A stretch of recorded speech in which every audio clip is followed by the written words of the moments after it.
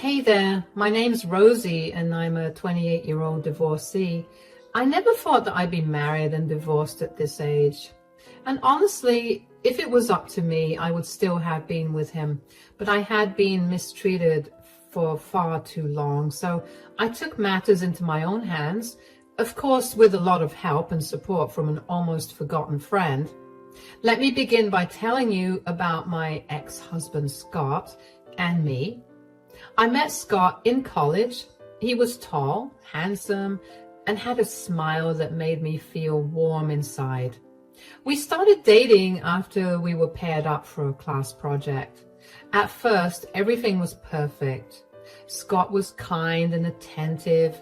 He would surprise me with little gifts and take me on fun dates.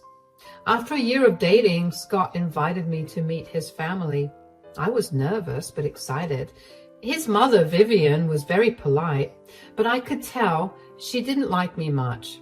Scott reassured me that she would come around, so I tried not to worry. Scott proposed to me a few years after we graduated. It was a beautiful day, and I said yes without hesitation. We planned a small wedding, but I didn't get what I wanted. You see, while my relationship with Scott was amazing, my relationship with Scott's mother, Vivian, was not.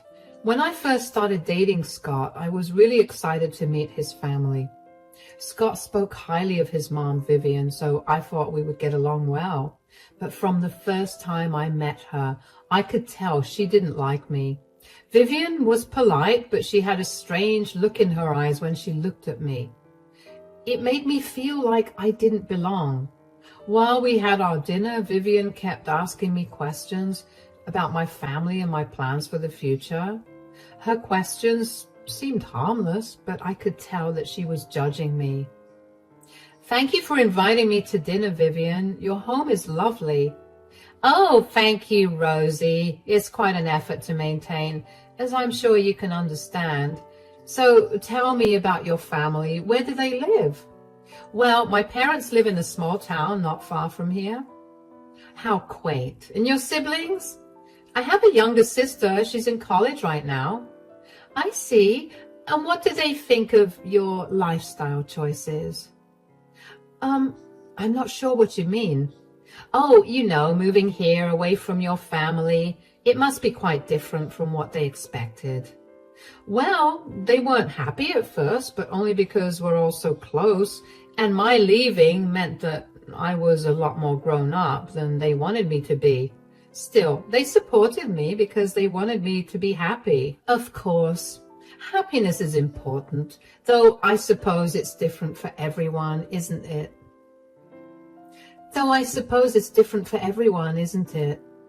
I guess so. What about you, Vivian? What did you do before you settled down? Oh, I'm a business owner, dear. Quite successful, actually. All of this wealth, you see, came because of my hard work. I see why Scott looks up to you so much. Yes, I have made sure to set a very high standard for him. I don't want him bringing home lazy and unambitious women. So what are your plans for the future, Rosie? Surely you have ambitions beyond this? I'm not sure yet. I'm still figuring things out. Ah, indecision. It can be quite telling, wouldn't you agree? I suppose so. Well, Rosie, it's been enlightening getting to know you. You're certainly different from what I expected. If you'll excuse me, I have some business to tend to right now, but feel free to stay as long as you need. There's dessert too, which I'm sure you'll eat a lot of. Good night.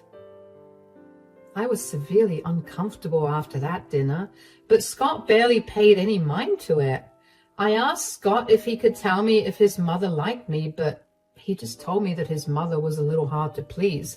He assured me that she liked me, and even though I didn't believe him, I let it go. As Scott and I got more serious, I tried hard to win Vivian's approval. I visited often, brought her small gifts, and helped out around her house, but no matter what I did, it was never enough. Vivian always found something to criticize. She would say things like, Rosie, you should really learn how to cook better, or, are you sure you want to wear that dress? Scott would just shrug and tell me not to worry about it. Anyway, Vivian insisted on taking over Scott's and my wedding plans. She decided on the guest list, the venue, and even the menu. I wanted a small, intimate wedding, but Vivian turned it into a huge event.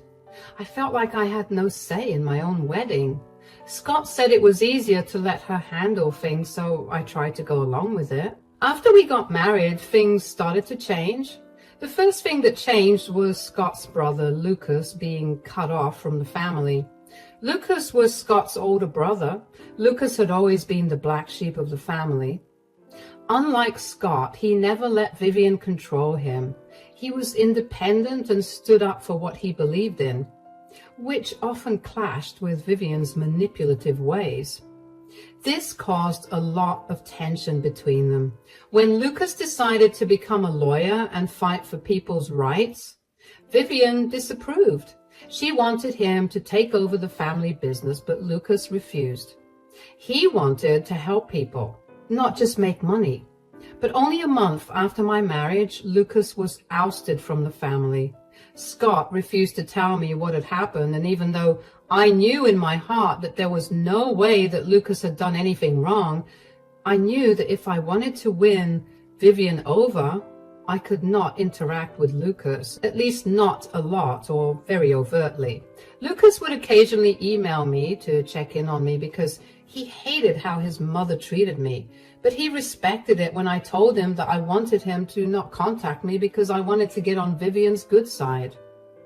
The other change was that Scott spent a lot of time talking to his mom on the phone. She always had something to say about how we should live our lives. Scott would agree with her and then tell me what we should do. It was frustrating, but I loved Scott and wanted to make our marriage work. About 2 years into our marriage, Scott and I began looking into buying our own house. One day, Vivian suggested we buy a house near hers. Scott thought it was a great idea, but I wasn't so sure. Guess what? Mom called me during work today. Oh, did she have something important to say? She usually calls you only in the evening, right? Yeah, but Mom had an idea that she wanted to share with me. Mom suggested that we buy a house near hers. I think it's a great idea, don't you? I'm not so sure about that. I think we should decide where we want to live on our own. Come on. It would be so convenient to be close to Mom. She can help us with anything we need. I understand that, but I want us to make decisions that are best for us, not just because it's convenient. Why are you being so difficult about this? Mom knows what's best for us. She's willing to help with the down payment no matter how expensive the house is. How is that not enticing to you? It's not just about the money, Scott. I want us to have our own space and independence. Mom is just trying to help. Why can't you see that? I do see that, Scott, but I also want us to be able to make our own decisions without her influence all the time. She just always needs to get her way, and when she doesn't, she makes you do her dirty work. You're overreacting. I'm tired of you always questioning my mom. She knows what she's doing. I'm not questioning her intentions, Scott. I just want us to be a team, making decisions together. Fine, whatever. If you don't want to consider Mom's offer, then we'll just figure it out ourselves. Scott, please, can we talk about this later? I need some time. Fine, take all the time you need. I'll be in the other room if you want to talk. We ended up buying the house near Vivian's. She visited all the time, often without calling first. She would criticize how I decorated the house and how I cooked. She would come in and start rearranging my furniture or telling me how to clean it. Scott never defended me. He would just tell me to ignore her. Whenever I tried to talk to Scott about how I felt, he would get defensive and tell me I was overreacting. Despite all this, I tried to focus on the good times we had together. Scott could still be sweet and loving when Vivian wasn't around, but those moments became fewer and further between. I felt like I was losing myself trying to keep Scott and his mom happy. Take, for instance, the fact that I wanted to choose my own dress for my wedding, but Vivian insisted on picking it. She chose an old-fashioned, ugly gown. And when I told Scott I didn't like it, he just said, "It's Mom's choice. Let's keep her happy." I felt like my feelings didn't matter at all. I cried, but Scott didn't comfort me. He just said, "It will be okay, Rosie." Another time during Thanksgiving, Vivian burned the turkey but blamed it on me. She yelled, saying I ruined dinner. Scott laughed it off, saying, "Mom, Rosie's trying her best." He didn't defend me. I felt so alone and humiliated. After that particular incident, I had had enough. After we got back home, I confronted Scott about his lack of support. "Scott, we need to talk about what happened at dinner." "What about it?" "Your mom blamed me for burning the turkey. She yelled at me in front of everyone." "Hey, she was just stressed out. It happens." "But she blamed me. It wasn't fair, and you just laughed it off." "I didn't mean anything by it, Rosie. I was just trying to lighten the mood." "It wasn't funny to me. It was humiliating." "Mom didn't mean to embarrass you. She was upset about the turkey." "It's not just about the turkey, Scott. It's about how she treats me and how you always take her side." "I told her you were trying your best. What more do you want me to do?" "I want you to stand up for me. I want you to tell her that it wasn't fair to blame me." "Look, Mom can be tough sometimes. That's just who she is." "But shouldn't you stand up for me? Shouldn't you defend me when she treats me unfairly?" "I do defend you, Rosie, but I also have to consider Mom's feelings." "What about my feelings, Scott? Don't they matter too?" "Of course they do. I just don't think this is worth fighting over." "It's not just this one time, Scott. It's every time. I feel like you never stand up for me when she does these things. It's like you always take her side." "I'm not taking sides, Rosie. I just think you're overreacting." "I'm not overreacting. I need you to support me, Scott. I need to know that you're on my side." "I am on your side, but you have to understand, Mom's always been like this. It's not going to change." "But shouldn't our marriage be about us, Scott? Shouldn't you defend me when someone treats me badly?" "Of course. But there's nothing to defend here. You just need to grow a thicker skin. Stop villainizing my mother." "I'm not villainizing your mother. You've been there every single time your mom has said or done something mean to me. You know very well how hurtful those are. Yet you stay quiet." "Are you forgetting that I work for my mother? You saw what happened to Lucas, and the last thing I want is that. Just deal with it, Rosie, and for God's sake, don't get me involved in it." I felt even more frustrated than I did before. I couldn't understand how or why it was so hard for Scott to stand up for me. I get that he was terrified that he was going to get disowned and cut off as well, but he had enough experience to get a better job. He just wanted the comfortability that working for his mother provided, and he was willing to throw me to the wolves for it. Scott's and my marriage was beginning to break. I did my best to keep things going and not let Scott or Vivian affect me or my relationship anymore, but it got harder with every month that passed. My breaking point was Vivian's birthday. Vivian's birthday was on Christmas, and she loved to make a big deal out of it. A month before her birthday, she invited me to her party at her fancy vacation house.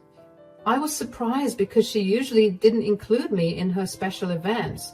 She had mailed the invitations to her birthday, Christmas dinner, and only a few minutes after she'd done that, she called me. "Rosie, I have something special in mind for my birthday this year." "Oh, really?" "I want that rare antique necklace I saw at the jewelry store downtown. You know the one." "Yes, but I think it's going to be really expensive. I'm not sure if I can afford it on my own." "I didn't ask if you could afford it. I'm telling you to get it for me." "Sure, but I might need Scott's help." "Absolutely not, Rosie. This is your test, not his. If you can't manage this on your own, then maybe you're not as committed to this family as I thought." "So you're trying to prove my commitment to this family through me giving you an expensive necklace?" "Yes.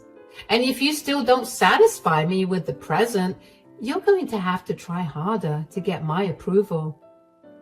I understand, Vivian. I'll figure it out. You better. This isn't just about a necklace, you know. It's about respect and proving yourself. Understood. I'll go to the jewelry store tomorrow and see what I can do. Good. Don't disappoint me. I expect the best. As soon as the conversation was over, a plan began to form in my mind. I knew I couldn't trust Vivian to appreciate any effort I made, but I also knew I needed leverage, so I had secretly recorded our conversation on my phone. I was sure that whatever Vivian had asked for came at a steep price, and I did not want to get robbed by her in case she decided to turn on me. I had caught her telling me that her demand for the necklace was truly a conditional one, and that's all that mattered to me. When I looked up the necklace that Vivian had wanted, I wasn't shocked because I had pretty much anticipated it. The necklace she wanted was worth a small fortune. I didn't have that kind of money. I decided to try and get the necklace because somewhere in me, I still had hope that getting it would finally make Vivian accept me. I wanted her so badly to see that I was good enough for Scott. So I started saving every penny I could. I worked extra hours at my job, even though it made me tired and stressed. I told myself that this was my chance to prove to Vivian that I was worthy of being part of the family. I imagined her smiling and finally saying something nice to me. I thought it might even make Scott proud of me for making his mother happy. Finally, after months of scrimping and saving, I had enough money to buy the necklace. It was beautiful, just like Vivian wanted. I felt a mix of relief and nervousness as I wrapped it up and got ready for the party. When Scott and I arrived at Vivian's vacation home for the Christmas party, I felt nervous but hopeful. The house was huge and beautifully decorated for Christmas, but I was sure the celebration inside was only focused on Vivian. I held the carefully wrapped antique necklace in my hands, hoping it would make Vivian finally see that I belonged in the family. I knocked on the door and Vivian opened it, looking surprised to see me. I smiled and handed her the gift. She took the gift and unwrapped it slowly, and when she saw the necklace, her eyes lit up with joy for a brief moment. Merry Christmas, Vivian. Happy birthday, too. This is exactly what I wanted. Thank you, Rosie. I'm so glad you like it, Vivian. I hope we're not too late for the party. I was really nervous to give you the present, so it took a while to work up the nerve to come here. Oh, that's cute. You're not late at all. Scott, maybe, but you? No, you're not late. What do you mean? Wow, you're stupid. You can't stay. This event is family only. But Vivian, I thought, you are not welcome here. Now leave. Scott, can't you say something? Mom, thanks for inviting us. Merry Christmas and happy birthday. Oh, thank you, darling. I made your favorite dessert, so make sure you leave space in your stomach to eat that. Scott! Rosie, what are you doing here? Mom told you to leave, didn't she? But it's snowing outside. Can't you at least give me a ride? Mom said you should leave. It's not far, Rosie. Just go. Vivian then slammed the door in my face. I tried ringing the doorbell over and over again, but no one opened the door. We had driven to Vivian's place in Scott's car, so I didn't have the keys. I only had two options, stay there and freeze, or walk and hope to find shelter and not freeze. I chose the second. My heart broke into a million pieces. How could he do this to me? I had tried so hard to please his mother, and once again, he was taking her side. As I walked away in the snowstorm, tears streamed down my face. The cold wind bit at my skin and my feet felt heavy in the deep snow. I felt utterly alone and betrayed. The man I loved, the man I had married, had chosen his cruel mother over me again. My mind raced with thoughts. Why was I never good enough for Vivian? Why did Scott never stand up for me? Why did I keep trying so hard for people who didn't care about me? The snow kept falling and I kept walking, feeling more and more numb. I couldn't hold back my sobs. I felt like I had lost everything. My hope, my dignity, and my love. As I walked through the snowstorm, shivering and feeling completely alone, I heard a voice call my name. I turned around and saw Lucas, Scott's older brother, running towards me. I hadn't heard from Lucas in over a year, so to say that I was surprised was an understatement. He asked me why I was walking around in the snowstorm, and I told him what had happened with Vivian through tears. Lucas guided me to his cabin, which was only a 15-minute walk away from Vivian's vacation home.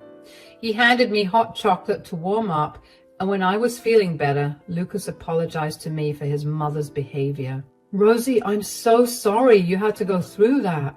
Mom can be really harsh sometimes. I just don't understand why she treats me like this. I've tried so hard to please her. Mom has always been controlling. She wants things her way, no matter what. Scott tries to go along with it, but I could never do that. Why did you and Mom stop talking?" It started years ago. I couldn't stand by and watch Mom do things that weren't right. I found out about her shady business deals, Rosie. It wasn't easy to confront her, but I couldn't ignore it. What did you find out? Mom was involved in illegal stuff, embezzling money, tax evasion, mistreating her employees. It was all hidden under her reputation as a generous person. When I confronted her, she didn't want to hear it. She cut me off completely. That's awful, Lucas. I had no idea. It's why I've been distant from the family. But I've always kept an eye on you, Rosie. I knew Mom could be tough on you. Thank you for being there tonight. I don't know what I would have done without you. You're strong, Rosie, stronger than you know. We're going to figure this out together. What do we do now? First, we make sure you're okay. Then we'll plan our next step. Mom can't keep treating people like this. She needs to face the consequences. But Scott, he didn't say anything to defend me. Scott is caught up in Mom's world. He tries to keep her happy, even if it means hurting others, and that's why he's Mom's favorite. He's too stupid and spineless to see reality for what it is. I don't want to be around either of them anymore. Lucas, I really can't. I want my necklace back, and I want them to feel sorry for everything they've done to me. I have an idea. Lucas and I decided to hit back in a way that would really hurt her and Scott. Lucas, who's a lawyer, dug deep into Vivian's business dealings. He meticulously gathered evidence of the shady dealings that Vivian continued to partake in, including forged documents, secret bank accounts, and testimonies from former employees who had been mistreated. He then sent anonymous tips to several reputable newspapers and news channels, ensuring that the information reached a wide audience quickly. The reporters, hungry for a scandal involving such a high-profile figure, jumped on the story. The media coverage was relentless. Headlines screamed about Vivian's fraudulent activities, and news segments detailed the extent of her corruption. Investigative journalists dug deeper, uncovering even more dirt on Vivian. Stories of her exploiting vulnerable people and manipulating business contracts spread like wildfire. Vivian's social circle, previously charmed by her perceived generosity and success, turned against her. Invitations to exclusive events were rescinded, and prominent figures who once praised her publicly distanced themselves.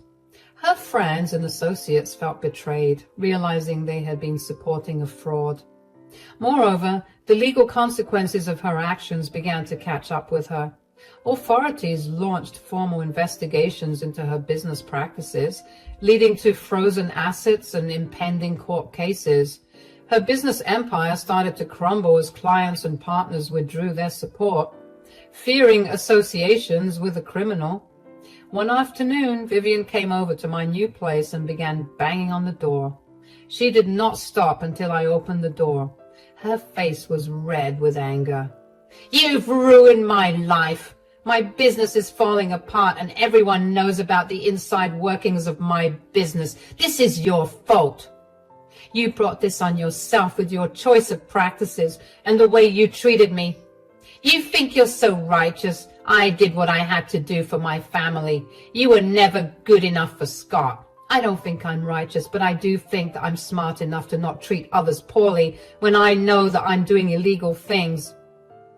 But speaking of family, I want the necklace back, the one I gave you at the Christmas party. A gift is a gift, Rosie. I'm under no obligation to return it. It's mine now. I think we should revisit our agreement. What are you talking about? Listen to this. What is this? Did you record me asking you for the gift? I had a feeling that you would try to trick me. I only did what I needed to protect myself. Are you throwing my words back at me? Oh, who cares? How is this an agreement? This is proof. You said I had to prove myself to you. Well, I've done that. So now we need to talk about giving back the necklace. Are you serious? Of course. And what will you do if I don't give you the necklace back? You'll just have one more case to deal with, which means one more huge lawyer fee. Vivian's nose flared in anger, and somehow her face got even redder, but she practically threw the necklace into my hands before storming out of the house. I felt great. I had finally taught Vivian a lesson. All that was left was my divorce. With all the evidence I had of Scott's neglect, I talked to a divorce lawyer about getting a divorce from Scott. I made sure to collect everything I needed to show how his mom dominated our marriage and bullied me relentlessly, yet Scott never stood up for me. I gathered texts where Scott ignored my pleas for help when Vivian insulted me. There were countless times that she called me names and Scott just brushed it off or told me to let it go. I had photos of events where I was excluded, with Scott standing by Vivian smiling while I was left alone. I also kept a diary detailing instances where Vivian's cruel words and actions left me in tears, and Scott either defended her or said nothing. There were financial records showing how Vivian controlled our finances with Scott's approval, leaving me with little say in our money matters. Lastly, I had witnessed statements from friends and family who saw how Scott let his mother mistreat me. They wrote about the times they saw Vivian belittle me and how Scott stood by doing nothing. This evidence painted a clear picture of how Scott's neglect and Vivian's bullying hurt our marriage.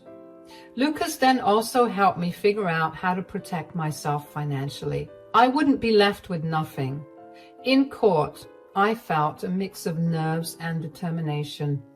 This was my chance to finally stand up for myself. Scott was visibly upset and he tried to defend himself. He claimed he was just trying to keep the peace between his mother and me.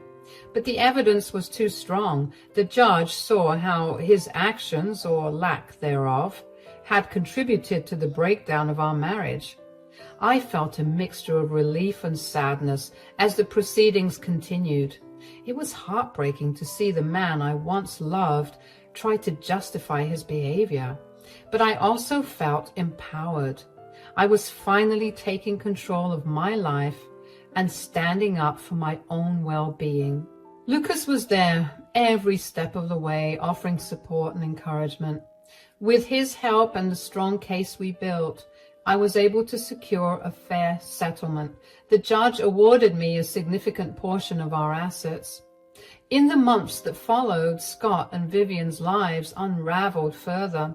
The scandal surrounding Vivian's shady business practices grew, and with more details coming to light in the media. She faced legal investigations and lawsuits from former business partners and employees who had been mistreated. Her once impressive reputation crumbled as people saw her for who she truly was. Scott struggled to find his footing without his mother's financial support and influence.